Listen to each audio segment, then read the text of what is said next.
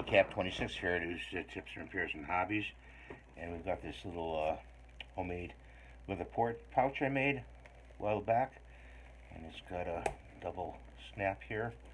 You keep extra stuff in here, like stuff from the toolkit from Leatherman, and you fit those bits in there.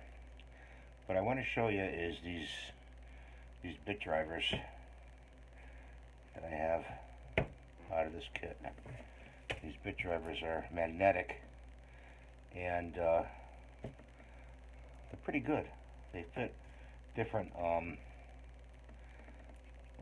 what do you call it,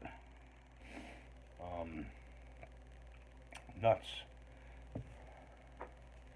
and so you go and grab this part of the Leatherman tool. You'd wear this in conjunction with the Leatherman tool, and you put the bit in there, and you got a nut driver. Okay, I don't know where I found these, somewhere online, but it's different nut drivers for the Leatherman tool bit, and you don't have to go shaving the end down.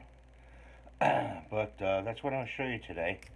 These nut drivers for the Leatherman tool Charge. They fit right in there. So have a nice day. Thanks for watching. Rate and subscribe. We'll see you next time.